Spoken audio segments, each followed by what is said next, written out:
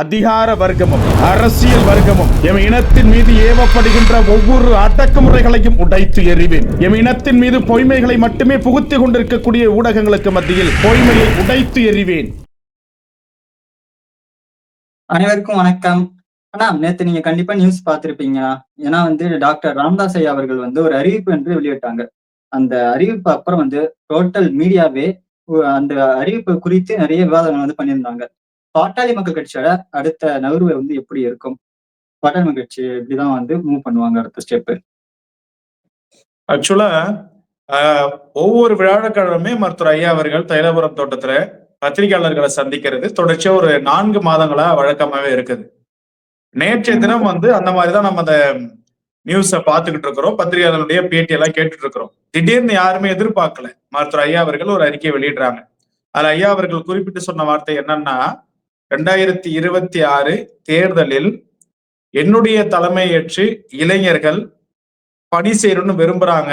ஆகையினால் என்னுடைய வழி அடிப்படையில் செயல் தலைவராக திரு அன்புமணி ராமதாஸ் அவர்கள் தம்முடைய செயலை முன்படுவார். நான் தலைவராக பொறுப்பேற்கிறேன்னு சொல்லிட்டு ஐயா சொன்னாங்க.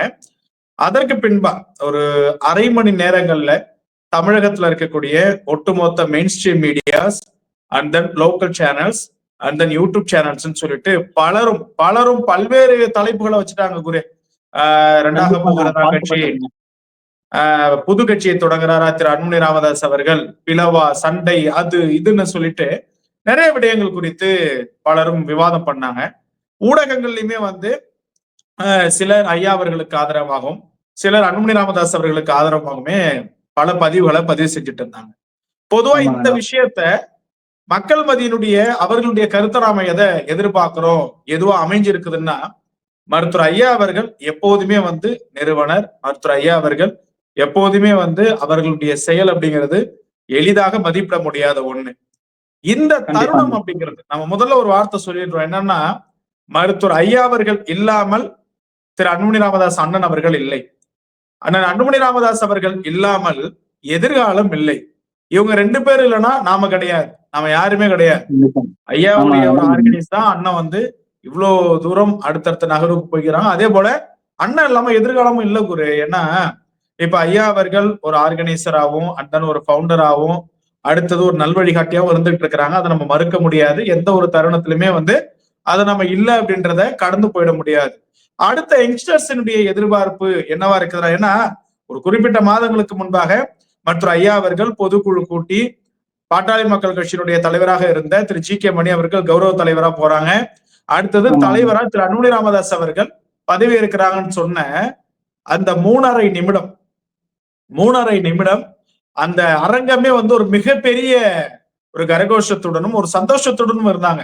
காரணம் என்னன்னா, மருத்துவர் அன்புமணி ராமதாஸ் அவர்களுடைய அந்த செயலும் அவர் இன்னைக்கு பண்ணிருக்கக்கூடிய அந்த பல்வேறு விடயங்களும் அடுத்த கட்ட நகரும் அடுத்த கட்ட வியூகமும் அடுத்தடுத்து வரக்கூடிய எதிர்கால தலைமுறைக்கு திரு அன்புமணி ராமதாஸ் அவர்களுடைய ஒரு பார்வை, அவர்களுடைய முகம் அப்படிங்கிறது ஒரு பிராண்டா ஒரு ஐடென்டிட்டியாவும் இருக்குது. இதனால ஐயாவை நம்ம எதுவும் சொல்லல, ஐயாவாலதான் அந்த பிராண்ட் அப்படிங்கிறது. இது ஐயா அவர்கள் அறிவிப்புக்கு பின்பாக இது போன்ற பல்வேறு விடயங்கள் இருக்க ஒரு தருணத்துலதான் இளைஞர்களுடைய எதிர்பார்ப்பு ஓப்பனா நம்ம பேசுறோம். நேற்று இந்த விஷயத்த நம்ம பேசணும்னு முடிவு பண்ணியிருந்தோம். ஆனா பலரும் தங்களுடைய கருத்து, என்னுடைய சுய கருத்தை நம்ம பதிவு பண்ண முடியாது எதையுமே, அது வேற. ஒரு ஊடகவியலாளனாக பல்வேறு இடத்துல பலரினுடைய கருத்தை நம்ம பார்க்கக்குள்ள மருத்துவர் ஐயா அவர்களுடைய நல்லாசி எப்போதுமே இருக்கணும். அதே சமயம் திரு அன்புமணி ராமதாஸ் அவர்களுடைய தலைமையில எல்லாருமே ஒன்றிணைந்து இயங்கணும் அப்படிங்கிறது தான் எல்லோருடைய எண்ணமாவும் இருக்குது, எல்லோருடைய அடுத்த கட்ட ஒரு நகர்வாமே இருக்குது.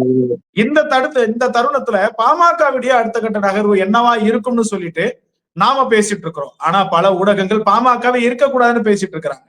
பாமக இதோட ஒழிஞ்சிச்சு பிரிச்சாங்கன்னா பாகம் போட்டு பாதி பேர் அன்புமணி புதுசா கட்சி ஆரம்பிக்க போறாரு, இல்ல அன்புமணி அவர் பிஜேபியில போய் சேர்ந்துருவாருன்னு சொல்லி வாய்க்கு வந்தது எல்லாத்தையும் மெயின் ஸ்ட்ரீம் மீடியா பிரிச்சு இதாண்டா சான்ஸ்ன்னு எல்லாரும் அப்படியே பிரிச்சு மேயறாங்க. இது ஒரு டாபிக்கா எடுத்து. அதாவது நம்ம என்ன சொல்றோம்னா, திரு அன்புமணி ராமதாஸ் அவர்களுடைய ஒரு எண்ணம் எப்படி இருக்கும்னா, எப்போதுமே அவர் யாருமே சங்கடப்படுத்த மாட்டாரு. இப்ப பிற கட்சியா இருந்ததுன்னா பொதுக்குழுல, பொதுக்குழு நம்ம பொதுக்குழுமே கூட அது பொதுக்குழு உட்கட்சியோட விவகாரத்தை பேசக்கூடிய இடம். ஆனா பல இடத்துல எல்லாம் வேற வேற மாதிரி எல்லாம் நடந்திருக்குது திமுக அதிமுக எல்லாம். ஆனா திரு அன்புமணி ராமதாஸ் அவர்கள் எப்போதுமே ஐயா அவர்கள் என்ன சொல்றாங்களோ அதை கேட்டுப்பாங்க. அதே போல தொண்டர்களுடைய ஆசை என்னவோ அதையும் நிறைவேற்றுவதற்கான அடுத்த கட்டத்தை நோக்கி போவாங்க. தலைவர் அப்படிங்கிறது ஒரே விஷயம் தான்ப்பா. எல்லோருடைய ஒரு ஆசை என்னன்னா தலைவர் அன்புமணி அவர்களா இருக்க வேண்டும். ஐயா அவர்கள் எப்போதும் அண்ணனுக்கு உறுதுணையாக இருக்க வேண்டும். இவர்கள் இருவருமே நம் சமுதாயத்திற்கு எப்போதும் ஒரு அரணாக இருக்க வேண்டும் என்பதுதான் எண்ணம். இந்த தருணம் அப்படிங்கிறது எதிர்தரப்புவாதிகளுக்கு ஏதோ ஆகா ஓகோன்ட்டு இருக்கிறாங்க. ஆனா பாமகவை பத்தி அவங்களுக்கு தெரியாது. நாளைக்கே அண்ணன் போயிட்டு ஐயாவை சந்திப்பாங்க. நாளைக்கே போயிட்டு 2 பேரும் ஒரே இடத்துல உட்காந்து பிரஸ் மீட் கொடுப்பாங்க. நகர்வு அப்படிங்கிறது ஒன்னே ஒண்ணுதான். அடுத்த கட்ட பாமகவினுடைய நகர்வு திரு அன்புமணி ராமதாஸ் அவர்களுடைய நகர்வு மாநாடு பணிகள் தான். அதுல எந்த மாற்று கருத்தும் கிடையாது. மாநாடு பணிகள்ல எந்த ஒரு தோய்வுமே இருக்கக்கூடாதுன்னு சொல்லிட்டு பாமகவினுடைய தலைமை வட்டாரம் தெரிவிச்சிருக்கிறாங்க. திரு அன்புமணி ராமதாஸ் அவர்களுடைய தரப்புமே, அதாவது தரப்பு மீன்ஸ் அவர்களை, அதாவது அவங்க நிர்வாகிகள் எல்லாம் போட்டாங்கல்ல, அவங்க நீங்க எந்த விதத்திலும் மாநாட்டினுடைய பணி தோல்வி அடையக்கூடாது, மாநாடு வெற்றி மாநாடாக அமைய வேண்டும். அந்த மாநாட்டுல ஐயா சின்னையா அப்படியே பக்கத்துல எப்போதும் போல உட்காந்து பேசதான் போறாங்க. இருவரும் ஒரே மேடையில உரையாற்றதான் போறாங்க. இங்க இலவு காத்த கிளி போல காத்துட்டு இருக்கிறானுங்களா அந்த ஊடகவியலாளர்கள். அவனுங்க நினைக்கிறது அப்படி கிளாஷ் ஆகும், இப்படி கிளாஷ் ஆகணும், அப்படிலாம் எதுவுமே கிடையாது.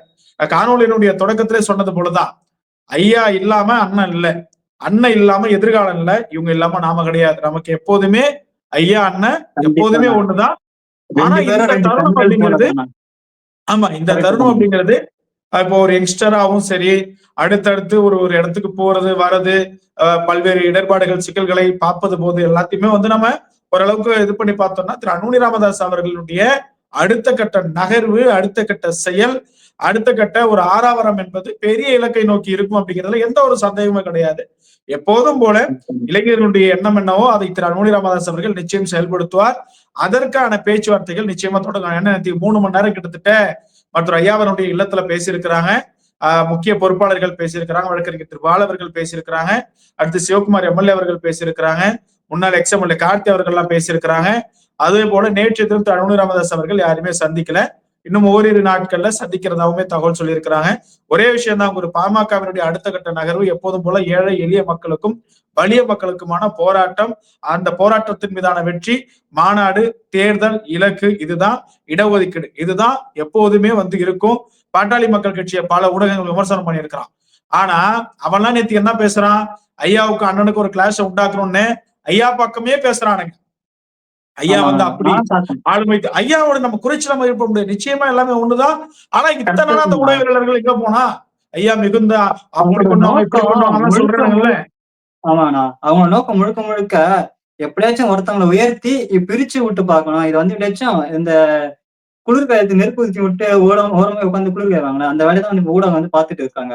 ஐயாவை புகழணும்னா இத்தனை ஆண்டு காலமா வேளாண் நிதி அறிக்கை விடையில கூட, பொது நிதி அறிக்கை விடையில கூட எல்லாம் எவனுமே பாராட்டல, போல வரல, பல பிரச்சனைகளுக்கு பேச உள்ள பாராட்டல. நேற்று தினத்தில் அன்புமணி ராமதாஸ் அவர்களுக்கு எதிராக பேசுவது போல ஐயா அவர்கள் பேசினார் என்பதை ஒரு பிம்பமாக உருவெடுத்து இங்க இருக்கக்கூடிய ஊடகங்கள் ஐயா தாங்க எல்லாமே, அன்புமணி ராமதாஸ் அப்படிங்க இப்படிங்கன்னு சொல்லிட்டு ஒரு பிரிவினைவாதத்தை ஊடகங்களே தூண்டுறாங்க.